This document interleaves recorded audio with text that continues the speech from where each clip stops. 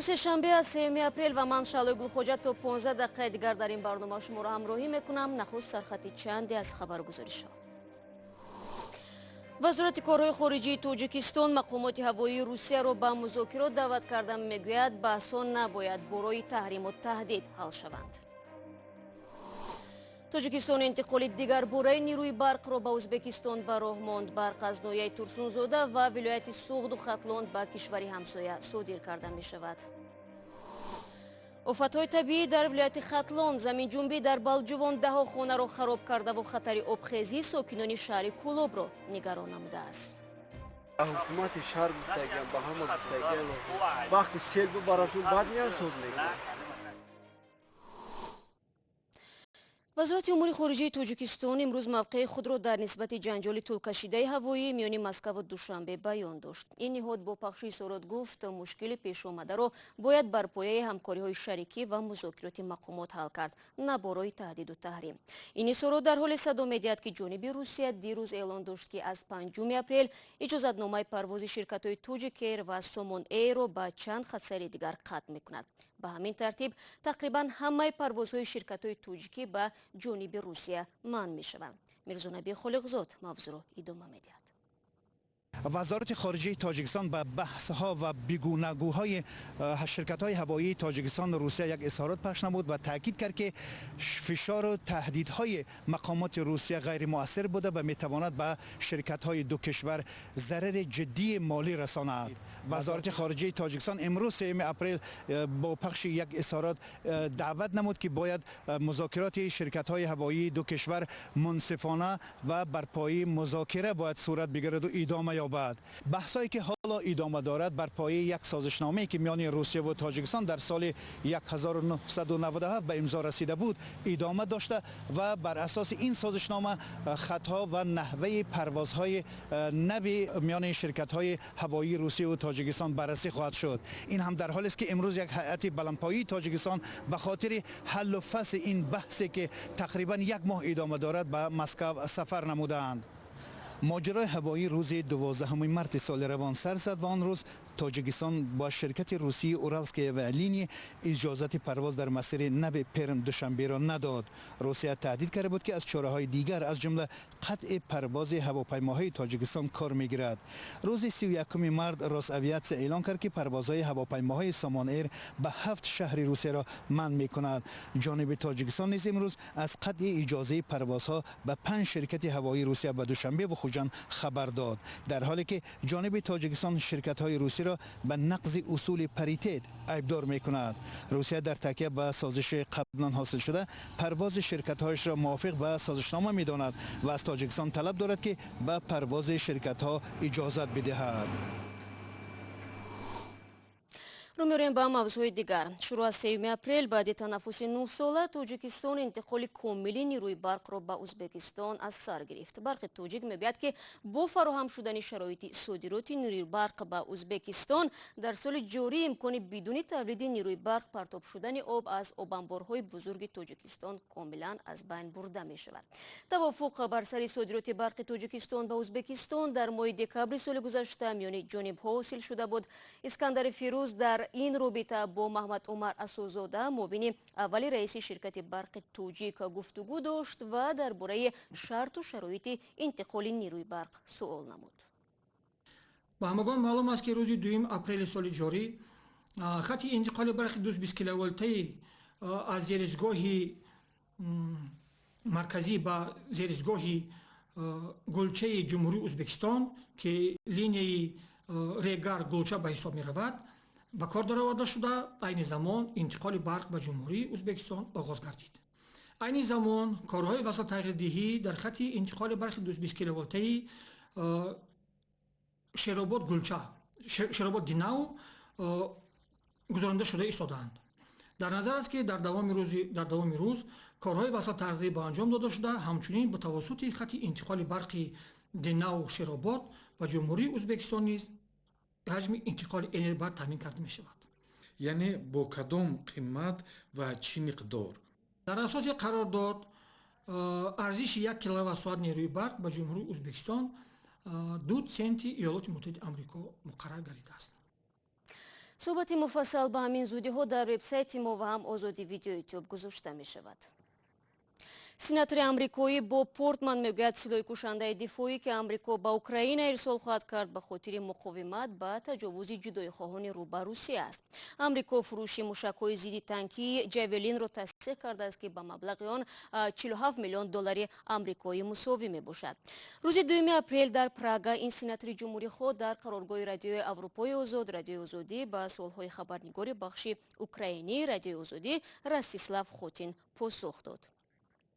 در ابتدای صحبت درباره مسلح‌شوی بود و خبرنگار از سیناتور پرسید که آیا سلاح ایلاوگی و آن هم کشنده باعث توسعه نزاع نخواهد شد؟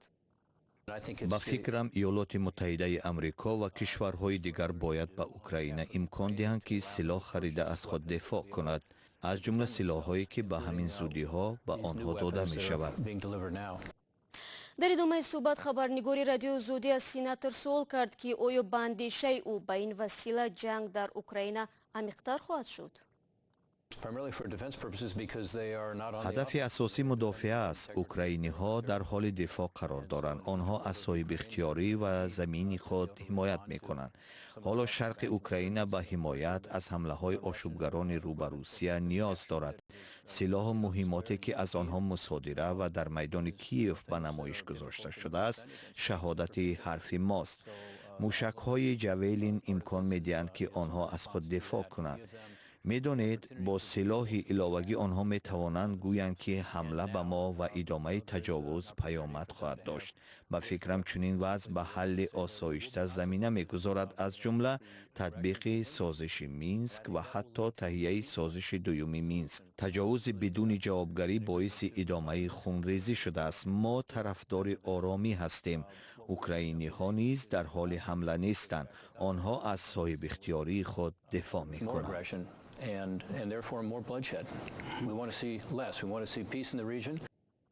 بоб پورتمан در صحبت با رادیو آزادی گفت که امروز عازم اوکراین می شود تا با وضع این جمهوری از نزدیک آشنا گردد. تفصیلات را می توانید در سامانه ما www.azadi.org دریافت نمایید.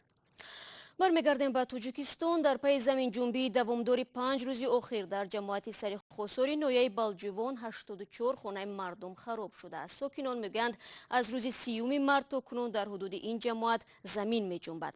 جماعت سرخوسار دوردستترین منطقه در ولایت ختلان است که روی دشوار گذر دارد. رئیس جماعت سرخوسار در صحبت با رادیو آزادی گفت امروز نیز جنبیدن زمین ادامه داشت ولی شدتش کمتر بوده است. احتوی حالتهای فوق‌العاده در نویه آمده حتی معاونی اول روی ساختمانی این هم جماعت آمده شنبه بیدار روز سیم روز جمعت که یکم هم خیل سیم بیش بعد دو روزای یکم دیم خیل دو روز سیم همی تخصیص شده امشا یک چند ترجمه یک مدامات از هیچ نکردم دیوای اسپرینگون دره نیهولک تفیدوب سنگی دره وکیل محلی از سرخوسار میگوید آسیب دیده ها تا کنون هیچ کمک دسترس نکردند. به گفته او شماره زیان دیدگان از 100 نفر بیشتر است ولی گروه ویژن نه همه را به این نوبت میگیرد. در همین حال ساکنان دهاتی اطراف فرودگاه شهر کولاب از دیگر آفت طبیعی سیل و آبخیزی نگرانند. آنها از مقامات خواستند که سیل ها را مستحکم کنند تا اینکه آب دریا منزل های آنها را شسته نبرد. این مجرای خرد و نظرناگیر بعد آغاز بارانگری میتواند به یک نیروی توانای ویرانکار تبدیل یابد. فرارسی بهار برای مردم دهه آفتابلیقا به جز مژده خیر آوان تشویش هم هست. دریای دهنه در این فصل سیراب گردیده به سبب مستحکم نبودن ساحل به زمین و خانه های مردم تهدید میکند. میبرشن میگه خودجوی زندگی میگه 300 خودگی زندگی میزنه همه تای آب میمونن. مردم هم چند سال است عذاب این را میکشند و هر بهار کشتی آنها راههایشان و باغهایشان ضرر میبیند. همه با طریق حشر کارها شده ایستادم. سال گذشته زیاده از 250 متر با طریق سیمتور خوابانی طریق حشر سیمتور خوابوندیم و زیاده از 120 عدد کوبیکوی بتونی ریخته شد. تقریبا 2 کیلومتر ساحل نیاز به سدبندی دارد. الکی با بالا رفتن سطح آب دریا تا 10 هکتار زمین کشتی مردم زیر لای آب مانده است.